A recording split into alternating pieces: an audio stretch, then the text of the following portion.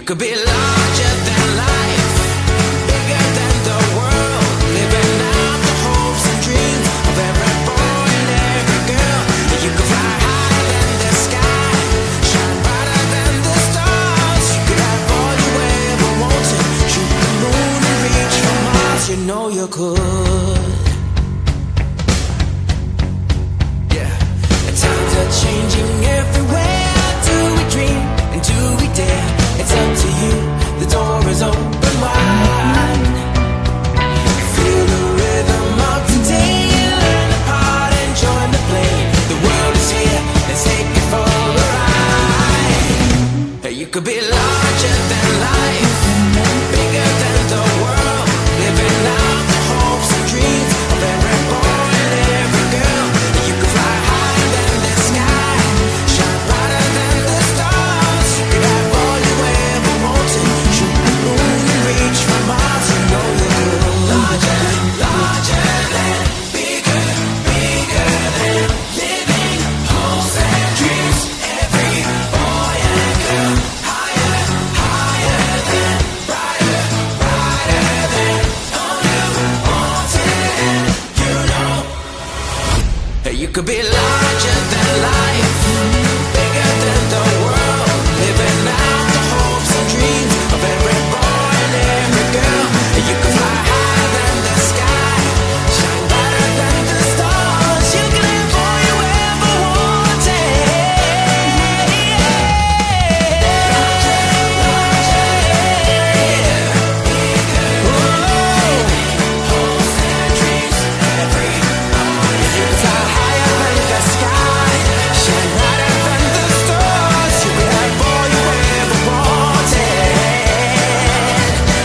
you could.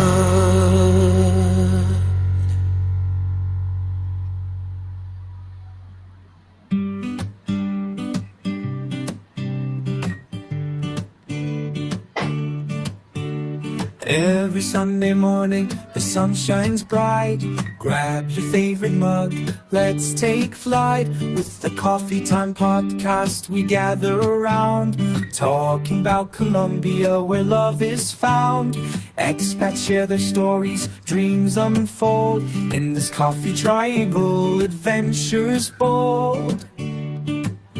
Oh, coffee time, bring us together. With laughter and love, we'll face any weather. From the mountains high to the valleys wide, in this coffee hug, we find our pride.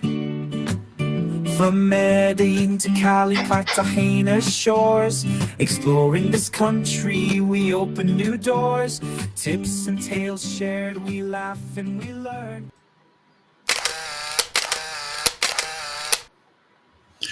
Welcome back to the channel, Brand Colombia, and welcome to another Coffee Time Live here in Armenia, Colombia.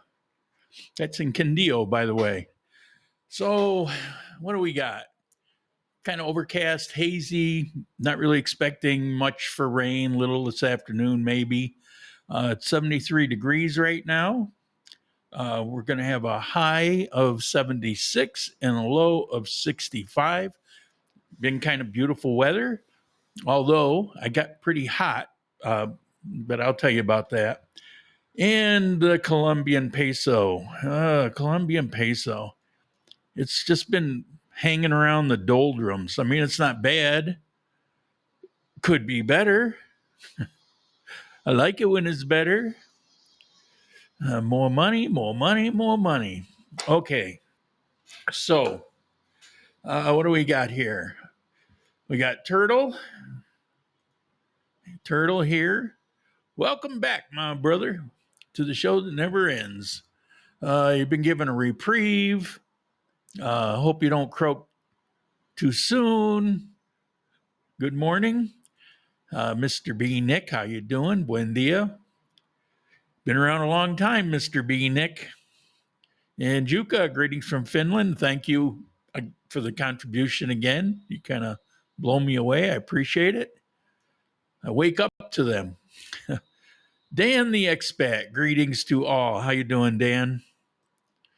And good morning from Vancouver, Canada. How you doing? 51st state, right? I'm going to say that every week. All right, let's see. What do we got here? All right. So the plan you're going to like today's topic. Today's topic is actually very important. So much so that I'm going to do something that I never do. I'm actually going to read a script I put together. So I'm going to try not to make it awkward. I just don't want to miss out on anything. I sat down and it's complicated. And while I kind of freestyle everything, in this case, it's important enough. I decided I'm going to give this a try. I actually have what do you call it? This clear, and you can see the print scrolling, and what do you call those things? Anyway, I actually have one. I'd have to dig it out and set it up and play with it. And just for this, I don't know. Never 51st. Yeah, I had a hunch. You realize it's just kind of a joke, right? Teleprompter. Yes, thank you. Yeah, I don't have all the blood flowing yet, I guess. But symptoms are clearing up pretty quick. I'm happy about that. My feet are all back to normal size, and the energy keeps kind of coming back, and that's all good. But anyway, I'm going to read it, and I'm going to try to not be too wooden. I'll try to read it somewhat decently. We'll see how it goes. I may never do it again. I may be sorry. However, again, the only reason I'm doing it is this topic is really important. It was a huge difference once I looked at things a little bit differently. It's very difficult medicine-wise if you don't take this into account. So we're going to do that. But the plan to get back, I've been asked this a million times. So what are you going to do so you don't have another heart attack? Well, I don't know. There's much I can do. I keep telling you, I'm 71 years old, going on 72. These things are inevitable. The average lifespan is 78 or something, so you got to have some people below and some people over. People like Turtle, I mean, he's got another year or two, right? So, I mean, so there's that. But on the other hand, I'm not looking forward to it. I mean, I got a lot of things to do yet, miles to go before I sleep. So I actually do have a plan.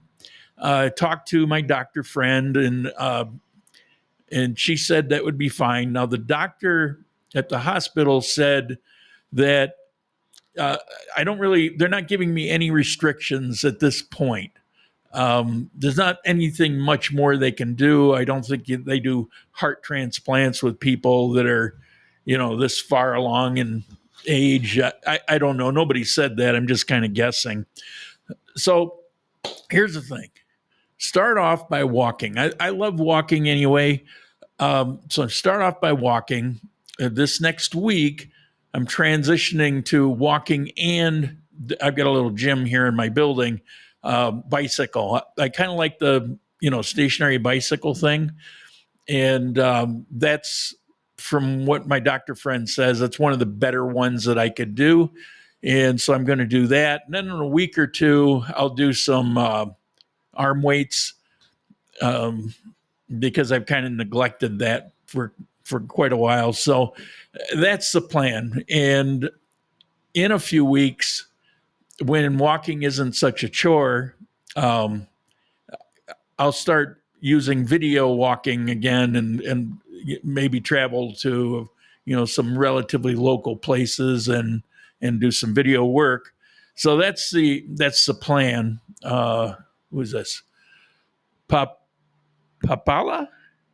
So happy you're back. Me too. Me too.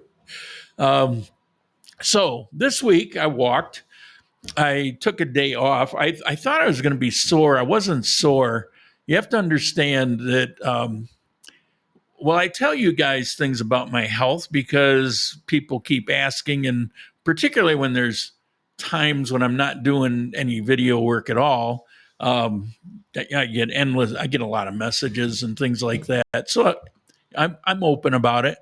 But there are things I don't tell you that as I've been going through this from last year, I was more and more and more confined to almost the apartment. I mean, I would force myself to go out here and there, but it was really difficult. My feet were blown up and they hurt like hell, and I couldn't breathe, and all of this stuff. And in some ways, having an actual heart attack and forcing the issue, in some ways was better because, well, at least we could address it. So there's that. And because of that, I've been relatively sedate going back to the beginning of last year. And it was pretty awful, to be honest with you, because I really do enjoy walking. I don't like running anymore. Long time ago, in a galaxy far away, I used to run about 6 miles a day, and I used to play a lot of tennis. I would bicycle. Uh, I was very active through most of my life, but the only thing I really like to do the last handful of years, well, last dozen years, is walk. I was bedridden for a couple years, so walking was a delight. It was a joy. It was like, oh my God, I'm not in bed, you know? And so I have an emotional attachment to walking, plus doing the videos and things like that. So I did walking this week. However, it was tough, and it's pathetic, and I hate to admit it, but I went out walking, and the first day, I think I got to about 1,800 steps, and I was ready to die.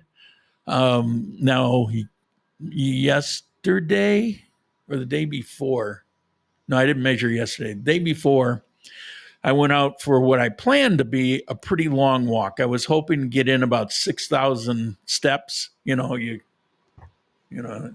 like that. Get in about 6,000 steps. It's not a lot, pretty modest. I mean, I used to do 10 to 15,000 a day easy when I go do videos and things like that. But, you got to work up to it. And so I set out to do it. So I'm walking down my street from my building. And while I went, and I'll show you it in a minute, there's a lot of changes going on in this barrio, in this neighborhood. It's really kind of exploding. So I'll show you some of those things. But I'm walking along, and just the equivalent of maybe 3 blocks, I was getting really tired. And I still had energy, but it felt like I was walking with lead weights on my feet. It was like, oh my God, it was a chore. And so I kept going. I kept going. I kept going. I get down to around at the train circle, if some of you know where I'm talking about. I get to the train circle, and I was actually contemplating, maybe I'll just take a taxi back home. Now, I would never take a taxi back home to such a relatively short distance, 6 blocks or something like that.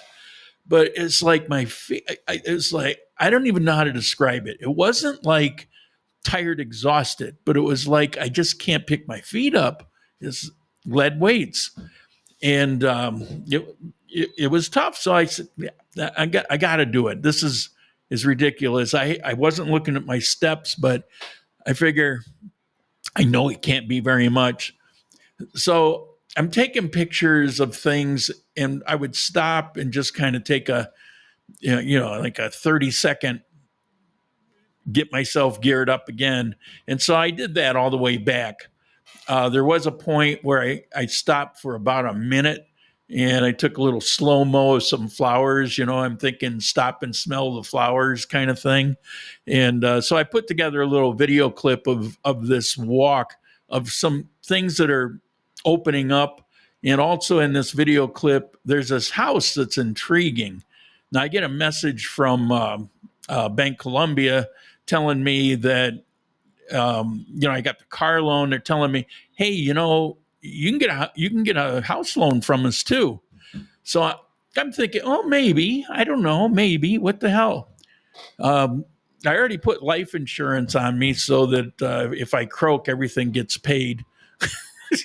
Why would I worry about that? But I don't know. It was cheap. Some insurances here are really dirt cheap.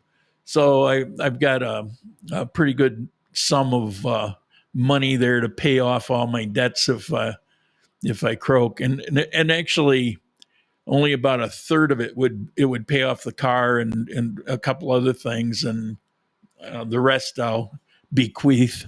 But so I, in the back of my mind, I see this house that's really cool. It's got a garage on the first floor, and it's got the second floor, which is almost street level, with stairs going up to it. And then it's got a third floor with a big balcony in the front, and then it's got a fourth floor, which is a big patio, and it's got a roof and all glassed in, but all the glass, the entire thing is glass, but they're all glass windows that slide open. So it's basically an open air patio. It's one huge room up there, so you could do barbecues or parties or whatever. It's just a cool house, and it goes back really deep. It's around 5,000 square feet. I mean, it's massive because it's really deep, and it's right in this neighborhood. So I was thinking, yeah, maybe. So I took some pictures of that to show you. There's also a really nice apartment that's actually next door to that house. There's an apartment building, and it's up on the 5th or 6th floor, and it's for rent. And so I took a picture of that, but I couldn't find it. So I wanted to show you guys that. There are some places up here that are for rent. So let me show you that little video. JP, good morning, everyone. How you doing?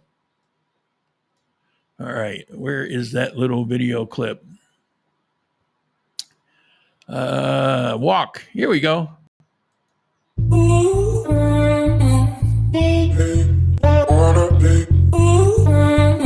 free to use the chat. That's the building right next to me. I've watched that thing go from the bottom to finish.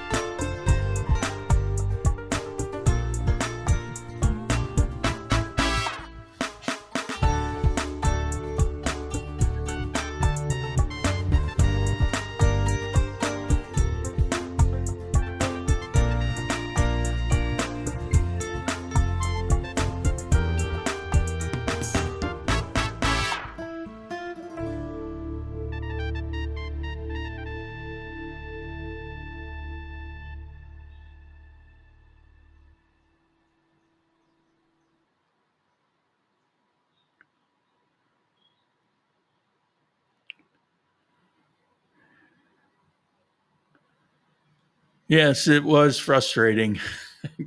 At that point, it was only 3,200 paces. I felt, I mean, I have to have patience, and it's good to push yourself. But in that moment, I was kind of angry, not at the situation. I was kind of angry at myself for being so pathetic that I had to stop and take a breather, and I was sweating from head to foot. And I mean, it was in the afternoon. The sun was, well, almost the after. Yeah, it was the afternoon, and the sun was out, and sun is we're on the equator, so it's always hot. But the temperature was only in the 70s. But anyway, that's how that goes. Libby, hello. I said it should be me in that house. How much is it in dollars? I don't know. Actually, I'm checking it out, but I haven't. Actually, Sharik's going to check it for me, and because you never know who owns it. Maybe I call and talk in my broken Spanish, and all of a sudden it's a different price. I mean, you never know. So I'll have her call. She might even call today. I've already asked her. So anyway, that's the deal on my walking. Now, many of you know Robert. He'll be in the chat very often. He's in the chat. Fort Lauderdale, Robert, friend. He came down here some years ago, and we spent time looking around. And he originally hired me to be a guide for things, but we became friends. And he would come back and visit fairly often. Now he's kind of he's finally retired. He's the IRS guy. He's finally retired. He was living in Medellin, but currently he's in Bolivia. His plan is to not rent anything, to stay at Airbnbs and do a month here, a month there, a month there. And currently he's in Bolivia. And he sends me little video clips, and this isn't very long. Quite a few people that watch know Robert.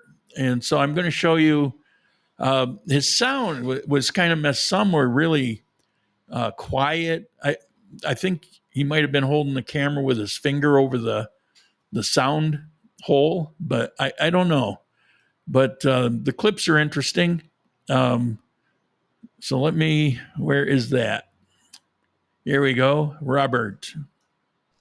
Okay, so we're descending down into the town of Copacabana, coming down the mountain, zigzagging down the mountain, and look at this view. Wow. Beautiful. There's Copacabana down there. That's the town we're going to stay in tonight. We're going to stay there tonight, and then tomorrow morning, we're going to get on a boat and head out to the island of the sun and the island of the moon, and we're going to sleep on the island of the sun and have dinner at the restaurant there. Okay, so this is where we are going to have our lunch, out here on this little pier. Buenas, ¿cómo está? We have a little table out here. Check it out. Look at that.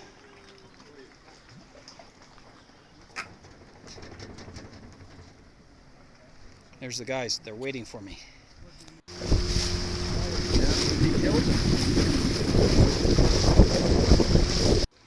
Okay, so we just arrived to the island of the sun, where humanity was born according to Inca legend. Just made it. We're gonna hike all the way up that hill because our like the place we're staying is not the one that's here, the close by one. We have to hike all the way up the mountain there. All right, we arrived to our lodging. So this is where Rob and I are staying. We're going to be sharing this room. All right, it's okay. We eat anywhere you want. All right. Okay, So we're not fussy eaters. Okay.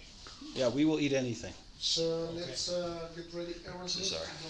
I just said one. We have the electric shower. Worry about one It's our place. Tomorrow morning. So this is an original Inca ceremonial table, they call it, where they used to do sacrifices, not human sacrifices, but sacrifices and things like that to the gods, I guess, or the sun god. Wow. I'm not going to lay down on that. Man, I just can't stop taking pictures. It's so beautiful up here. Wow. Unbelievable. Okay guys, so Uncle Bobby made it to the absolute pinnacle here, where the sunsets are supposed to be absolutely fascinating. But as you can see, we have cloud cover, so still looks really, really cool up here though. What a view. Amazing. This is the view outside my hotel room here in La Paz. Kind of reminds me a little bit of Medellin because it's very hilly. But here you can see, let's see here. This side you can see the Andean mountain peaks with the snow-capped peaks. It snowed last night up in the village too. Jesus, we woke up, it was freaking snowing. It was crazy. But yeah, this is La Paz. ¡Epa!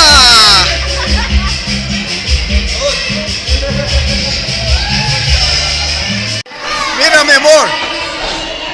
Estamos. Cholita Wrestling. Amor, mira dónde estoy. Esta es lucha libre de cholitas, mira. Míralas. Son luchadoras cholitas en las faldas polleras que utilizan las señoras indígenas. Y mira cómo van. ¡Ay, ay, ay! ¡Ay, ay, ay! ¡Ay, Dios mío! Es todo un show aquí, mi amor.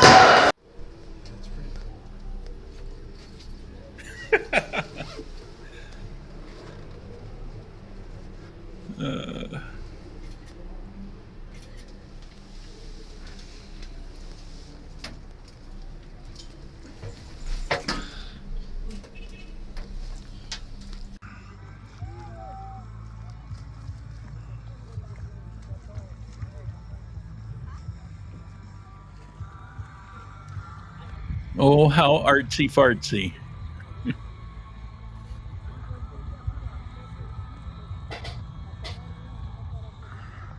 That's pretty cool. All right, guys. Still in Bolivia at the salt flats. And look at this. We're about to have lunch out here in the salt flats.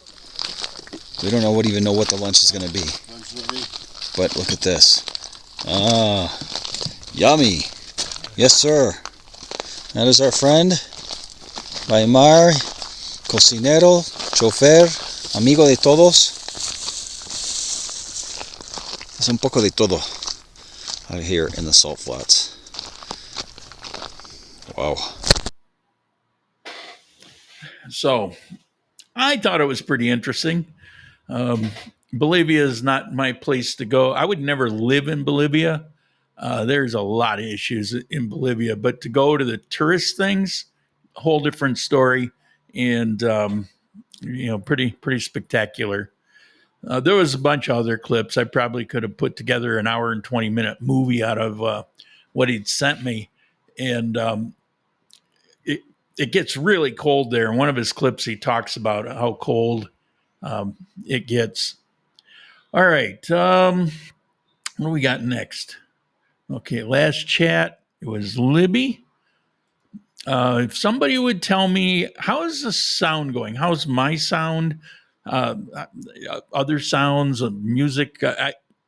I'm kind of curious because, as I told you before last week, I lost a bunch of settings, and different things have different settings, and I think I've got them pretty much good. Now in Robert's, the sound was up and down, and some you could barely hear because that's on his end. There's not a lot I could do. A couple of them I turned in editing. I just boosted his sound a little bit, but okay. What do we have here? We got Owen. How you doing, Owen? Sounds good. That's good. Olga, how are you? Sound seems fine. Turtle, fine. Okay. All right. Good to know. All right. What do I got next? We're almost to our topic. I got two little things. One is, because it's Rumble, things are different. If you look at the live chat and you see where the message goes, and I believe it's, well, from what I'm looking at, it could be next to it or below it. I believe it's right below where you would enter in your message. There's a $sign. That $sign is something that you can contribute attached to a message. The idea is if we had all kinds of messages and there was something important you wanted to say, you could, throw $1 or $2 or whatever in there, and it'll display it prominently and be sure that it gets addressed. Whereas I try to address everybody anyway, but that button is there, it's functioning. YouTube had something like that, but YouTube took about half of, by the time you were done. They said it's 40%, but by the time it was done, they took half. And Rumble it's about 10% with all the costs of the different expenses that they charge. So it's 90% versus 50% with YouTube. So that's a plus. Although I always put my 100% link up in I pin it just like I did in the other software. So that's always there. So if you want to contribute to the channel, you can do that. Now, another thing I want to point out is there's a little red gift, it's a present wrapped with a bow on top, and it's right next to the $sign. What this does is you could go in and purchase subscriptions for other people watching. Subscriptions are a huge boost to me in Rumble.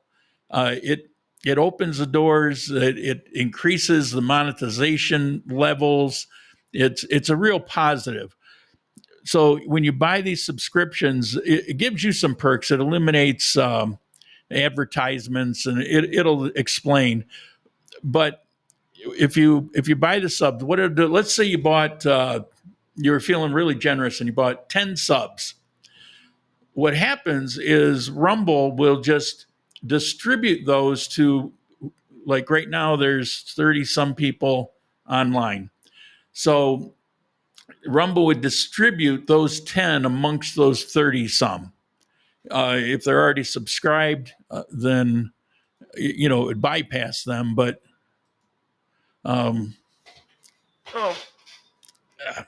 that's chair. I don't like this chair very much. So that's there. It's kind of cool. I'll look more into it, but I've looked somewhat into it, and it's really a benefit to the channel itself. The people that get the subs, they get advertisement free and stuff like that, but it really benefits the channel itself because behind the scenes, you've got these monetization tiers, and that helps boost me. I've only got, I think, 3 subscriptions right now, and it already boosted me to a different level. So it's a real plus for me. So those are a couple of features that they have here in Rumble that was somewhat like that in YouTube, except YouTube, it's like they were sucking away all the money. Let's see. Owen, doing good. Glad to see you're back and doing well. Thank you. I am doing well. And the last thing before we get to the topic where I'm going to read a script, I feel horrible about this idea. I'm going to read a script, but I think it's important, so we're going to try it. Coffee. I'm up and running. Everything's there. Everybody that bought coffee has got coffee. There'll be no more delays. It'll be shipped the day after I receive an order, and you'll get it within, depending on where you are, from 2 to 5 days, basically. That's how the other ones went once I was able to set everything up. It was a little tough with all the illness and hospitalization and stuff going on, plus the delays that are built in anyway, just dealing with things here in Colombia. But that's all there. It's done. It's set up. I'm back to, I can drink coffee, and I'm back to drinking coffee every morning. Unfortunately, it's with a handful of medicine. I take 5 pills in the morning and 4 pills at night and a baby aspirin at lunchtime. And most of that, they say I'll probably have the rest of my life, which is typical. So I'm back to drinking coffee, and lately I'm on the bourbon rosado. I love it. It's like, I think mocha is my favorite. I love mocha. But then when I start drinking bourbon rosado, it's like, oh my God, I love this. What I like about the bourbon rosado is it's really smooth. It's maybe not coffee enough for some people, because it's not bitter. It's not harsh at all. It's just coffee.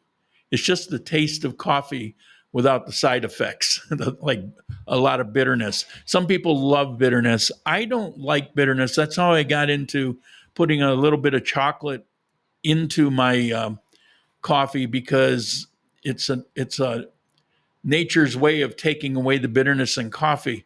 And it goes to those things that I've always marveled at. Coffee and chocolate grow in the same place. And, the altitude and coca leaves grow, there. And it's amazing how things in nature happen to be at the best place they could be to be useful. It's like, anyway, what do we have here? Get a Herman Miller Iran chair. You never want to sit anyplace else. I don't doubt it, but whoops. I hate to always plead poverty, but I do pretty well managing what I have. But I'm here on a pretty low pension. With the increases I've got over the last couple years, I'm up to $1,600 a month. And if I kind of, let's face it, made a mistake getting this apartment. I thought it was a great idea to go through that process, do a video and gather that information, but then the after effects of that, and then actually having to stay a year that I didn't plan because of some fine print, and just, it's like, it's a nice place and it's a great area.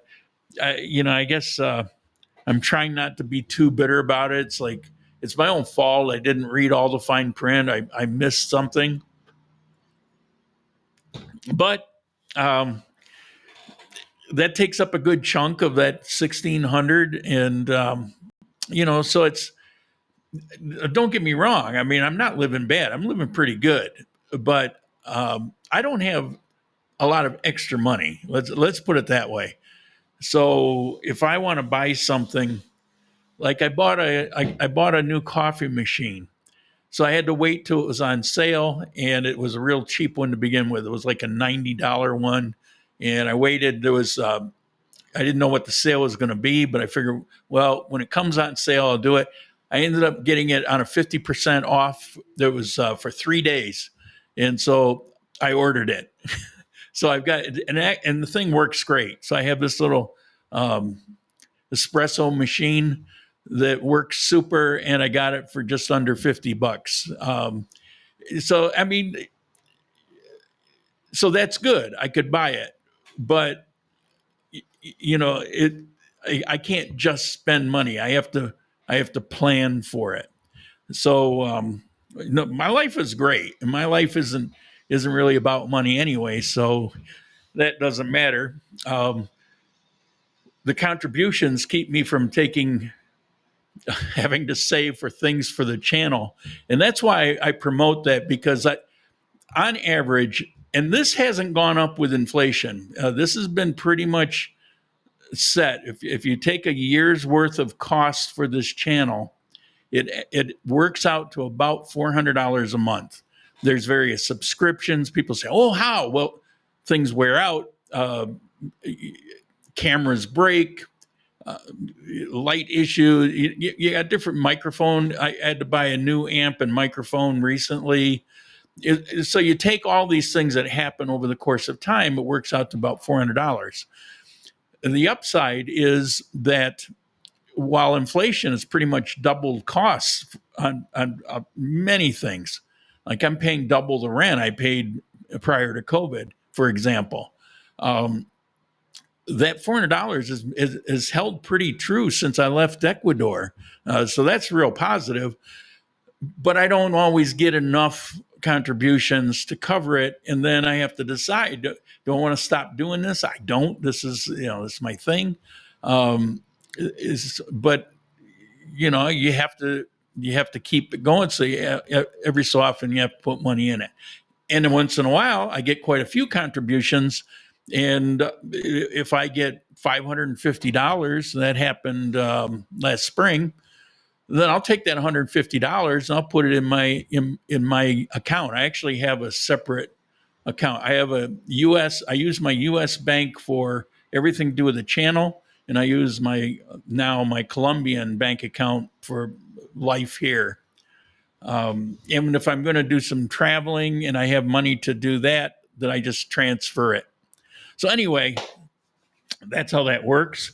Coffee, feel free to buy some coffee. The price, it not only includes this very rare coffee, aka expensive coffee. These aren't just regular coffees, but it includes all the taxes and tariffs and shipping costs. So you pay the one price that's on the website, and it includes everything.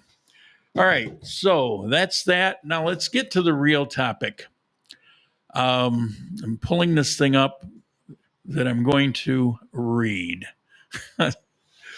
Again, I feel really weird about this, but we're gonna give it a shot. So if my eyes are doing this, because this is where I'll be looking, that's why. Now, give you a little backdrop.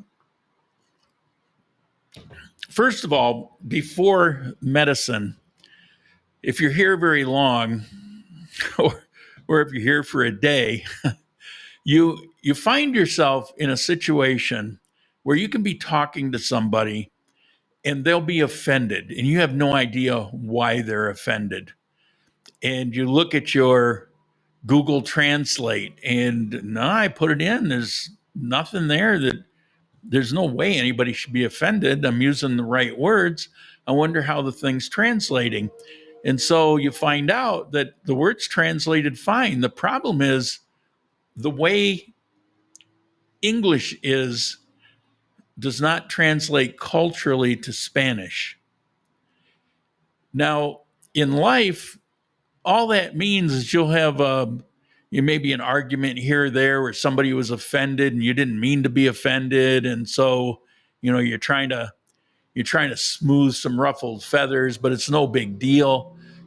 So you get that, and you're going to get that. You come here, you're going to have that from time to time. You have to be understanding. And back when I spoke hardly any Spanish and I used translator a lot, I made sure to preface any conversation with anybody where I was using translator and some Spanish. I would say, please remember this. If any way you feel offended because of anything I'm writing, please understand it has to do with translation. If I want to offend you, I will make it very clear. I'm not going to beat around the bush. So what I'm saying is I'm not saying anything that's going to be rude or offensive except the way it translates. All right, so I used to do that and say that, and I'd run into it, and I would try to make provisions for that. However, that's not really it. The crux of it is cultural. And this really comes into play. It can become a very serious thing. And it happened to me after for the first operation. Information that I got, I took it at face value, was absolutely not correct. Was the doctor lying to me? No. But the information was wrong. So let's get on to reading the script. All right, so I put some stuff here. It's probably kind of corny. I say, hey, everybody, thanks for joining me today. Yes. Have you ever thought about how language affects healthcare? We often assume that medicine is universal, but the truth is how we talk about illness, risk, or success can vary dramatically based on the language we're using. Today, we're diving into a fascinating comparison, English versus Spanish, in medical communication. We'll explore how each language expresses responsibility, big one, how that reflects cultural values, and how it plays out in conversations between doctors and patients. Now, this responsibility thing I've talked about a little bit in the channel, that one of the issues that can drive you crazy in Colombia or any Spanish speaking country is that people refuse to take personal responsibility. And if you imply, or if you say, or even imply that the person is responsible for something, they can be offended for that. So while this is all about medicine, we're talking about that also. So let's start with the basic, the passive voice. In English, we use a passive voice to describe actions without always saying who did them. For example, the patient was treated. We know the patient got care, but we don't know who treated them. It's common in medicine, especially in records and formal speech. Now let's look at Spanish. Instead of a passive voice, Spanish often uses a reflexive like this. Se trató el paciente. The patient was treated. No mention of who treated them. Or another common phrase, se rompió la pierna. The leg broke itself. Keep that in mind. There's a lot of things that happen to itself, not caused by anything or anybody externally in Spanish. In English, we'd say he broke his leg, but in Spanish, it becomes something that just happens. This subtle shift makes a big difference when it comes to how people assign responsibility or avoid it. So what does this tell us about the culture? In English-speaking cultures, especially the US, which is what I know, there's a strong focus on individualism and accountability. People expect details, explanations, a clear understanding of who's responsible. We go into a store. We want to know, what does that cost? Here, that's offensive. Here, hey, how you doing? What a nice day. How was your lunch? How's your family? You know, I don't know you, but we've met now. 5 minutes later, we get around to the quality of the machine, and we may never get to the price. Very different way of dealing. In contrast, Spanish-speaking cultures tend to value collectivism, harmony, and emotional sensitivity.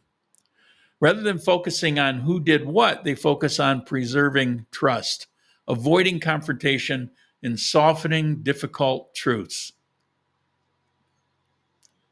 Even your doctor.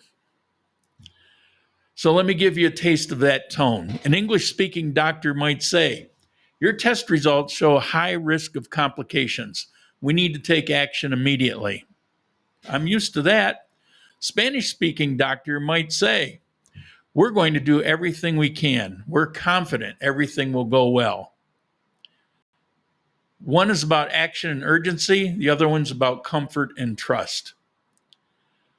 Yeah, I was told that my 100% blocked artery, no problem. We know what we're doing. We've done lots of these. So that wording is in my little script here. In English, you might hear a nurse administered the wrong dose. There's a clear agent. It can lead to an investigation, reporting, or legal consequences. In Spanish, you're more likely to hear an incorrect dose was administered. No nurse, no doctor, just an error that just kind of happened on its own. That impersonal structure is more than grammar. It's about avoiding direct blame, preserving team harmony, and protecting relationships, especially in hierarchical medical systems. In the Spanish culture, you have hierarchy. It's a very important thing. In the US, it doesn't matter. You know, it's like, well, we all put our pants on, you know, one leg at a time. And, you know, we have all these things to say we're all on the same level. Well, not here, not in the Spanish culture. But there's a downside. It might lead to less transparency, especially in reporting and fixing problems.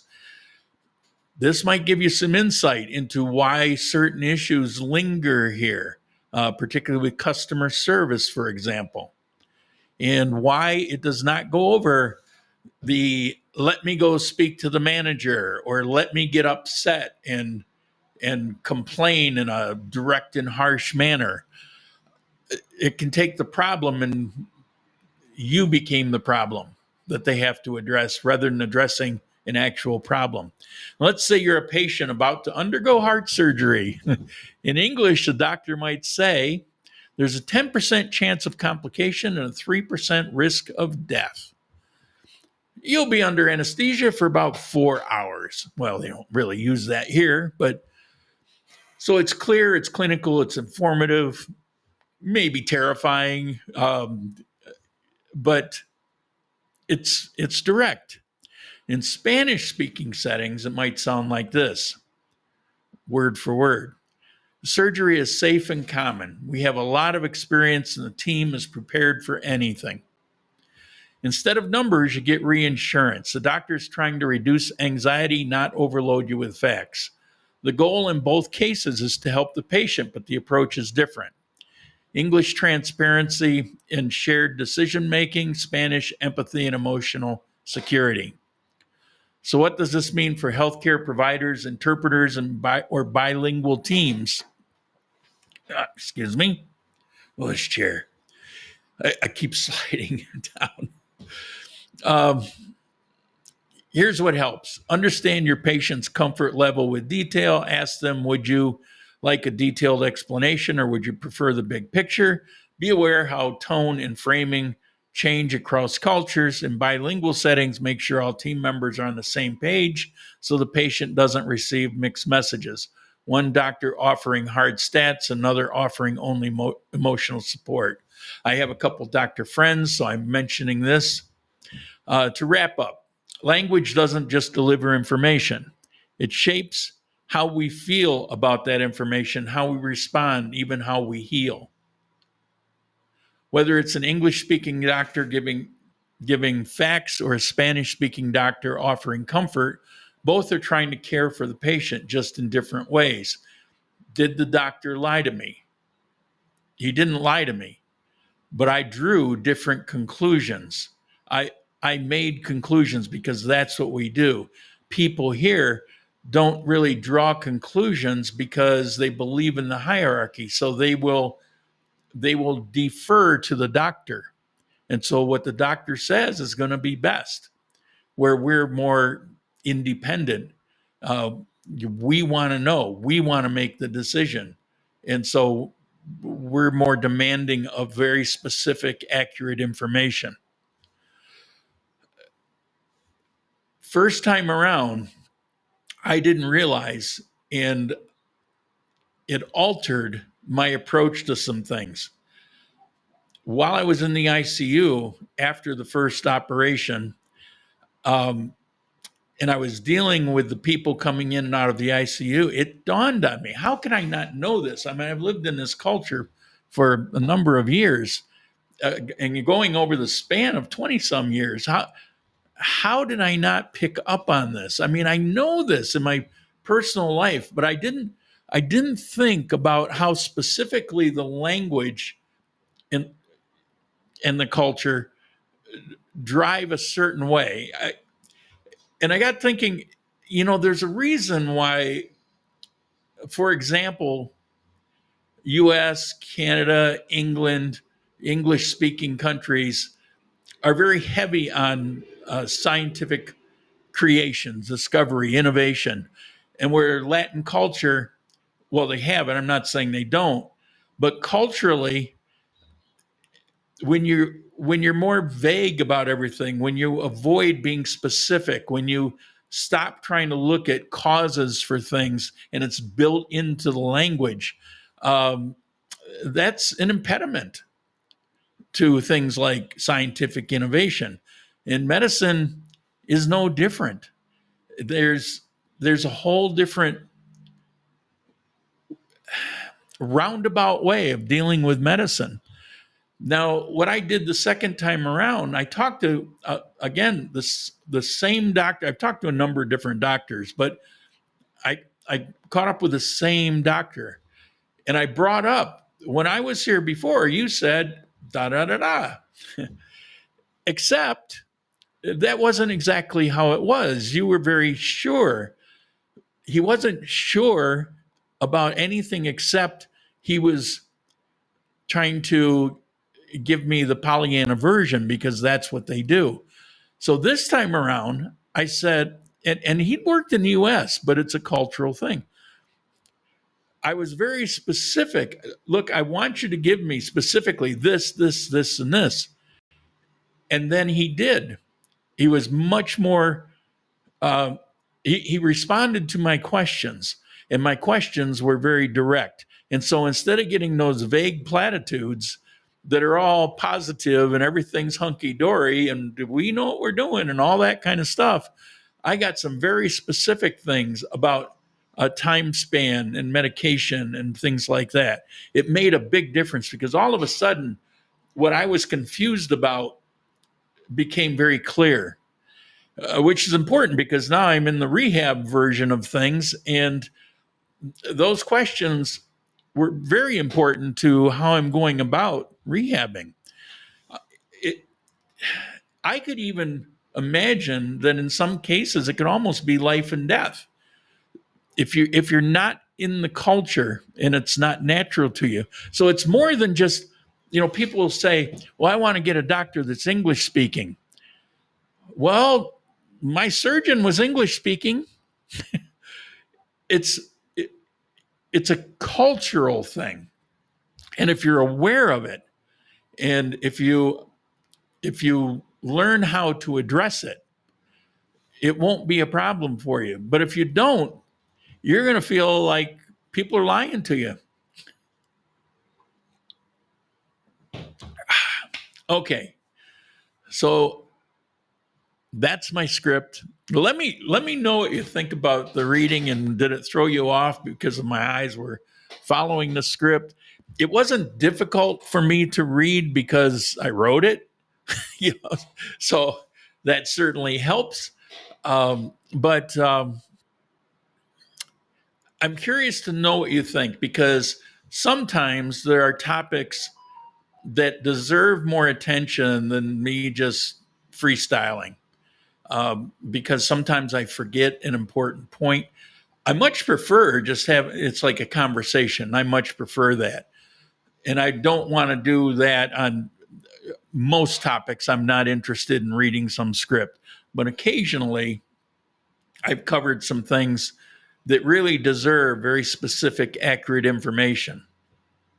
And, so I would like to know your input on that. Let's see, Dan. In Latin America, your dancing skills are more culturally important than scientific facts. Well, that may be. Let's see. So is this Genich? It was not bad at all. It makes perfect sense when you're talking about important things like that. Well, that's good. I hope that's how people feel about it. It's not like I was reading some magazine article that somebody wrote, although, sometimes that's appropriate too. But in this case, it's what I would tell you if my brain didn't forget certain things. I did realize that it was a little more formal in a couple places than I would talk conversationally. But when you write, that's just how it goes. And I didn't want to put any more time in it than I did. I thought it was good enough and had the right time span and all of that. All right. So that's where we're at. How are we doing? Okay. So if you have any comments, questions, now is the time before we wrap it up. I don't know what my topic is going to be next week. If anybody has any ideas or suggestions, feel free. Let's see. Great insights. Your reading was wonderful. Well, thank you. It didn't feel that way, but it didn't feel bad, actually. I think if you're spending time creating it yourself, you're a lot more comfortable doing it. I always feel awkward if I'm reading. Like, there's been times it came up where I would read an article on here live and it just felt really strange, but it's somebody else's words. So So that's why. I didn't see it because I was reading my script. So I didn't see how distracting where my eyes were in the camera. I know they weren't looking at the camera, but how distracting it was, and did my eyes noticeably do this? I'm curious. I'll have to play back some of it.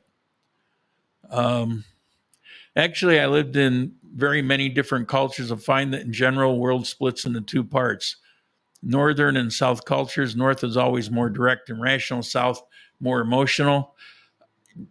Well, yeah, I can't argue with that.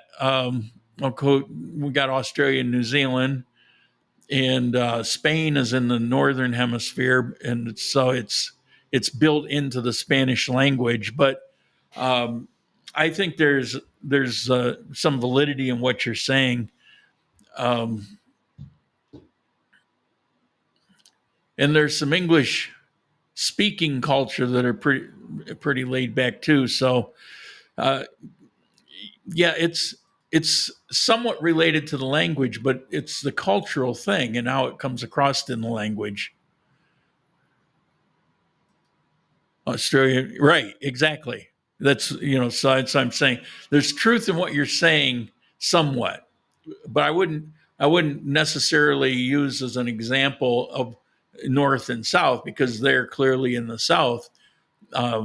Yes, they're British culture, but that's the point. And so that's why I kind of divided it by language.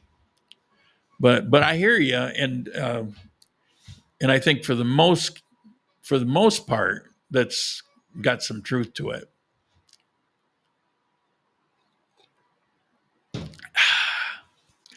Yeah, I thought about that. It's like, well, maybe it's in cultures where it's closer to the equator and hotter, but Argentina is not.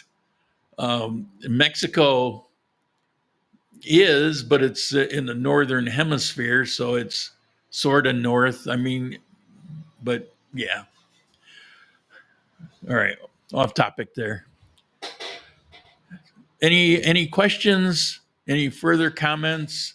I see people are still here, but I've covered all my topics. So if you've got some questions, we'll address that.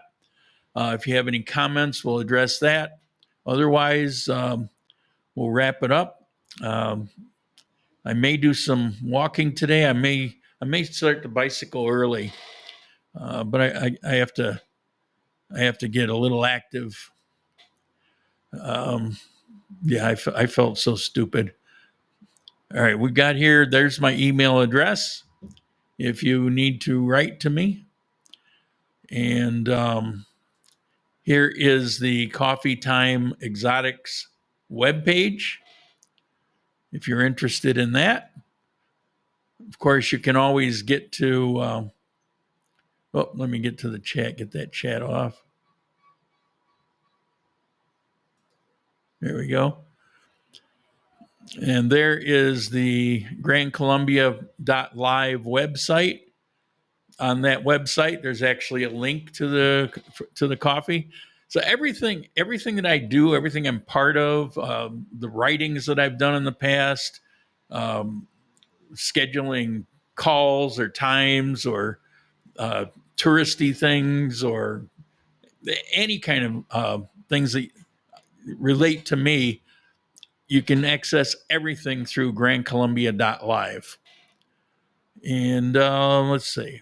Let's pull that off. And that's it. Take a look at the last chat. That's nothing more in chat, so we're going to end it here today. I want to thank you for being here. There were quite a few people that ultimately showed up. We didn't break a last week. I think I broke a record. There was a lot of people last week when I first came back. This week is pretty good, but nowhere near the record. I guess he wanted to see if I was a corpse or not. All right, so that's it. We're going to end it here. Again, thank you all. Thank you for people that contribute, support the channel, keep everything going. sometime over the next month or two, you'll start to see some walking videos. When my feet don't feel so heavy, I tripped a couple times because you got to pick your feet up. Yeah, it was very awkward, but that'll come around, a few more times, a few more weeks. All right, that's it. So we'll see you later. Ciao. Oh, need a haircut. See you next week.